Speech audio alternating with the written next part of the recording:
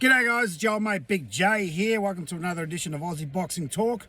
And today I've got a very interesting one for you. I've actually written a list down here of what I wanted to talk about on this episode. And what I want to talk about is that fights that would have changed the scope of boxing if the Aussie won. So I'm talking world title fights where the Aussie put in a great effort, got a knockdown, was dominating every round, either got screwed on the cards, got knocked out through a lucky punch, all right, or got knocked out after knocking down the champion themselves, or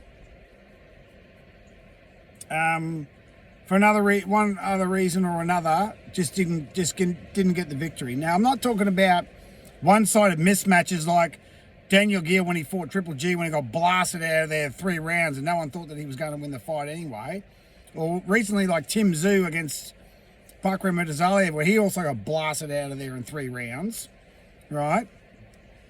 I'm talking about fights that were extremely close, that could have went either way with the decision. They either got screwed or they were dominating the fight, and unfortunately the champion got a lucky punch in to maintain victory. And there's a couple of those in there as well. So I've got my list here, so I'm going to start from the bottom, work my way up. So the first fight on the list, I think there's about 9, maybe 10 fights, is Blake Capilaro versus Sergey Kovalev for the WBO Light Heavyweight Championship. I think it happened back in 2019. Now, Blake Capilaro was a IBO champion before this fight, and he actually knocked Kovalev down in the first round. If you go and watch that fight, he actually knocked Blake Capilaro actually knocked Kovalev down in the first round via a body shot. I've seen this fight a few times. All right. Unfortunately for Blake, Kovalev got up and kicked the crap out of Blake in the second round. It was all over him by round 2, right? But imagine what would have happened, because this one's down on the bottom of the list because obviously Kovalev got up and kicked the crap out of Blake Capilaro. It was a flash knockdown, but imagine if he stayed down, all right? That would have changed the face of boxing forever. I mean, who knows how long he would have kept the title, but he would be the most legit light heavyweight champion since Jeff Hitman Harding. So that would have been awesome. Right, so this is where we're going with this list. Second on the list is Michael Katsidis versus Juan Manuel Marquez for the WBO and WBC, I believe, lightweight titles in 2010. So, like Blake Capilaro, Katsidis actually knocked down Marquez in the 3rd round. All right, so he was dominating the fight, he was taking the fight, but unfortunately he slowed down and was TKO'd in the 9th round. Now, it's amazing that Michael Katsidis is probably one of our best boxers to never win a world title. I actually will do a list on that myself, of fighters that never won a world title. Interim titles don't count. So you're looking at guys like Michael Katsidis, Paul Briggs, Tony Mundine would have to be in there. Shannon O'Connell for the girls, who never won a major world title. There's a few others. That's just names off the top of my head. But I will do a list on Aussie fighters who never won a world title. Right, and Michael Katsidis is way up the top of that list because he never won a world title despite a couple of attempts. All right, so imagine if Michael Katsidis won that. Well, not now because what George has achieved, but he would be one of the best he still is one of the best lightweights this country's ever produced. And moving right along, this is a bit of a screw job, right? This one, it's not a blatant, but Daniel Geale versus Darren Barker for the IBF middleweight title in 2013. So this was after Geale fought Mundine the second time, in 2013 in January. I think he fought Barker in May or June of 2013 the same year. Despite Geale actually knocking Barker down in the 6th round, Geale lost the belt via decision. So I thought that was a bit of a screw job, actually. I thought that was a bit harsh, the fact that, how long would have Daniel Geale held the belt? Who knows, because he fought Triple G pretty quickly after that. And if that was a unification bout, that would have been even bigger than what it was. It probably would have ended up the same way, but probably one of the biggest fights in all of boxing history that never happened that should have was Sam Solomon versus Daniel Gill for the IBF title, because they both won the title. I think there was only about a year apart when they won. Daniel had it in 2013. Sam won it in 2014, about 18 months later. So it's a travesty that that fight never actually got done. But Daniel Gill versus Darren Barker is certainly there. Right. Along the same lines, this fighter was very, very lucky not to get the decision. This was actually during the Boxing Super Series, World Super Series. Jason Maloney versus Emmanuel Rodriguez for the IBF Bantamweight title. I think it was around 2018, 2019 as well. These fights, all except I think one, are pre-COVID. I should tell a lie, one's actually during COVID. So, yeah, I mean, Emmanuel Rodriguez, Jason Maloney, he got the split decision. People say he lost by an absolute whisker. There was a bee's dick in it, and it could have went either way, but Jason, on the narrowest of margins, missed out on that fight. And if he won, I think the scope of the bantamweight division would have changed significantly. If he won, he would be a two-time world champion. He won the WBO and the IBF, and he would have won it legit. He wouldn't have won the vacant title. He would have won it off a legit champion, which I think would have projected Jason Maloney's career a lot higher than what it is now. I mean, Jason Maloney's still a great career. He's in the top 10 pound for pound at the moment. He's been one of the best boxers of the last decade. Easy, but if he won that belt, which he probably should have, it would have projected him even to a couple of levels higher than what he is. So speaking of the Maloneys, I'll throw his brother in there now. Andrew Maloney versus Joshua Franco, number 2 for the WBA Super Flyweight title. I think that was in 2021 in Vegas. Now, we all remember this. This is one of the biggest embarrassments, biggest screw jobs you've ever seen. The fight was stopped in the second round. Andrew Maloney was jabbing James Franco's eye out all night. They say that he stuck his thumb in his eye. There was no thumb in his eye, right? And they took half an hour. It made the NRL, anyone who watches the NRL, so Queensland, New South Wales viewers and some Victorians, if anyone watches the NRL, they know what the mess the bunker is. The NRL bunker, where they have 6 screens and 15 different angles and they still fuck it up. Their version of the bunker made the NRL bunker looked like a professional outfit. This was the most embarrassing thing I've ever seen in boxing. They took half an hour to determine that there was a headbutt. There was no friggin' headbutt, right? Franco kept on running into Andrew's jab the entire fight, which only lasted 2-3 rounds. And I could not believe that those guys screwed Andrew, right? I mean, this one sort of maybe should have been down a bit lower because they did have a third match and Franco dominated again just like he did in the first fight. But I think if Andrew got the belt, which he should have, maybe there wouldn't have been a third fight. Maybe it was said, yeah, well, I'll walk away. Because I think Franco felt guilty about what happened to Andrew and gave him the third fight. I think if Andrew won his belt back, he'd be like, no, I don't want to fight you again. So now we're starting to get into the good stuff. Along the lines of screw jobs, and we're talking about screw jobs, you know what fight's coming. Jeff Fenech versus Azumi Nelson, number 1. We all know this. I don't need to go into it. We all know what the story is. Jeff clearly won the fight. At best, 9 rounds to 3 in favour of Jeff. That's being generous to Nelson. We all know it was a draw. Excuse me, the biggest screw job of all time. And we all know the aftermath. Jeff was never the same. He never really recovered. They had the rematch 8 or 9 months later. Jeff was knocked out in the 8th round by Azumi Nelson, and his career never recovered. And pretty much the less said about Fenech Nelson, number 1, the better. I mean, yes, the WBC sort of reversed the decision a year or so ago and gave Jeff the belt, but 35 years after the fact, I think that's completely meaningless. If that was me, I would have told him to shove it. I said, forget your belt, you're 35 years too late. But I think another screw job that would have been just as significant is Skinny Hussein versus Manny Pacquiao back in 2000, I believe it was, where Hussein actually knocked down Manny Pacquiao and he was given the longest count ever. The ref actually helped him up. Go and watch the tape. This ruined Skinny Hussein's career, right?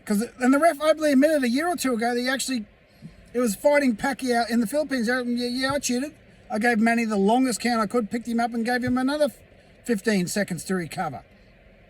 Skinny Hussein should have won that fight by knockout. Right, that would have completely derailed Pacquiao's career.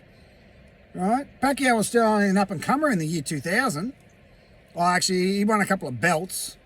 He won a couple of championships by then. I think it was 2 or 3 belts by then. But that would have completely derailed his career at the time. Skinny Hussein knocked down Manny Pacquiao, and Skinny Hussein's career was pretty much gone after that. Right, and Manny Pacquiao went on to be one of the greatest boxers of all time. So this is a very significant fight. If Skinny Hussein actually won that fight and Pacquiao was knocked out, his career would have projected. While I don't think it probably would have derailed Pacquiao's career, but certainly stalled it for a while. Certainly stalled it, and yeah, I mean, Skinny Hussein's got one of the biggest victories over Manny Pacquiao ever. I mean, bigger than, Jeff Horn, because Jeff didn't knock down Pacquiao, and Pacquiao was in his prime back then. Not, the Horn fight was 17 years later. He was 38. Pacquiao was 21 at the time. So, 21. So, coming into his peak years. So, Skinny Hussein would have derailed Pacquiao's career before it really took off. So, interesting. Very, very interesting. I think that fight would have been a lot better if Skinny Hussein won. Right. Now we're getting to the interest. Now, this is the most recent one. Right, not Tim versus Marco Zaliev, because as I said at the start of the video, that was a one-sided beatdown. Tim versus Fendora. If that cut never happened, Tim would have knocked the absolute daylights out of Fendora, probably inside of 6 rounds. And remember, Sebastian Fendora only won on split decision. One judge still gave that fight 8 rounds to 4 to Tim. Right, so even with that bad cut, he couldn't see for 10 rounds. Fendora still really couldn't deal with blind Tim Tszyu. If Tim won that fight, he would have been a dual champion, and he would have fought Crawford on that Riyadh season card in August, right? Not wasting his time with Virgil Ortiz. He didn't fight him anyway. And so, yeah, it's that fight. Tim, as Jeff Fenech said the other day when he's talking to the chump, Joe McAllister, that loss cost him millions, right? He would have been in line with the Crawford fight. That would have been a $20 million fight. So imagine if Tim won that fight and that cut never happened. He would have blasted Fendora out of there, right? He would be the WBC and the WBA title, and he would have been fighting for 3 belts against Crawford, right? What a massive... Actually, no, it wouldn't have, because Crawford fought Madrimov for the belt. So it's still... 2 belts would have been still pretty good. So... it would have turned Tim from fighting, the Murtazaliev fight never would have happened. Tim would have fought in Crawford and made multi-millions of dollars. Now we're getting to the 2 that I think would have changed boxing. This second one maybe not, but the first one certainly. This next one, Daniel Green versus Krzysztof Wlodarczyk, I think that's pronounced his name, the Polish boxer, for the WBC Cruiserweight title. If you go back and watch that fight in 2011, and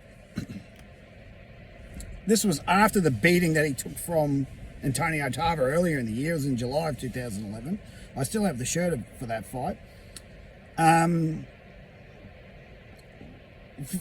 Wlodarczyk was losing that fight. It ended in the 11th round. Danny Green got caught, and he was up on the cards 8 rounds to 2 when the 10th round happened. If he just stayed away from him for a round and a half, Danny Green would have won a legit title off a legit champion. That would have been his most significant win. Would have been bigger than beating Roy Jones. Nah, that's Roy Jones. But, this would have been certainly his, most legit belt, not most legit win. His biggest win ever is Roy Jones. Nothing's ever going to top that, But his most legit belt right? Because the WBC is way more legit than what the IBO is, right? And to Green's credit, he actually fought him at cruiserweight. Because if you go and watch go and look up the records of Danny Green's weights that he was fighting when he was IBO cruiserweight champion. He fought at 200 pounds once, and that was against Antonio Tava. The rest were all catch weights. 180, 185, 190 pound. And BJ Flores, he fought him at 200 pounds as well. But go watch other fights. Briggsy Jones was 180 pound. Manny Sankey was 180. Go and look at the records. So that would have changed the scope of boxing big time. But I think the biggest fight that if the Aussie won in the world title fight that would have changed the scope of boxing forever is, and some people might know where I'm going with this because it's very similar to the Green fight. Anthony Mundine versus Sam Nopke for the IBF super middleweight title back in November. I think it was November of 2001. Right? I'll have to look up the date. I know it was in 2001. I can't remember if it was before or after Kosh Jizu won his undisputed world title. But Mundine, with only his 10th professional fight, 4 amateur fights to his name, taking on what many would consider the best super middleweight of all time, or certainly the best super middleweight at the time, and if not on the pound for pound list. When Choc fought Sam Nopke, this was Sam Nopke's 12th defense of that title. Choc hadn't even had 10 fights yet. And Mundine was winning every single round. He was banking the rounds. He was winning every single round of that fight. And unfortunately, got caught in the temple in the 10th round. Was it 10th or 11th round? 10th round, I think. And was out cold before he hit the ground. Now, I was in the Glenmore Tavern in Rockhampton when that fight happened. And the place just erupted. Everyone thought it was gold because everyone just cheered and everyone thought, yep, that's Choc done. That's it. He's over. He can shut his mouth now. We don't have to listen to him anymore. He'll be back playing for the Dragons by the start of the footy season in 2002. But I think that's the most significant fight, that if Choc won that fight, it would have been the biggest upset at the time, right? Biggest upset of all time for an Australian, easy, right? Easy. It would have changed the scope of, maybe, Choc had a rematch with Sinoki come back and kick the crap out of him. Who knows? But that would have been the biggest upset of all time for an Australian. Probably second only to fighting Harada against Lionel Rose. Excuse me. It would have changed Mundine's career forever, and he would have done the one thing that he never did, which was win a legitimate belt from a legitimate champion. Like Danny Green, both guys only beat one champion for one belt. Choc beat Daniel Gill for his IBO belt, which is a secondary belt. Green beat Stipe Drews for his WBA regular light heavyweight title in 2007. Once again, a secondary belt. So that's the list, guys. If you can think of any more, put it in the comment section of fights where, I'll probably have to do a list for the girls as well. Fights where if the Australian won, it would have changed the scope of boxing forever. You could probably even throw... no, I won't mention that fight. I won't throw it in there. It was a clear win. Excuse me, but that's the list. Have yourself a great day, and I'll see you again on Aussie Boxing Talk.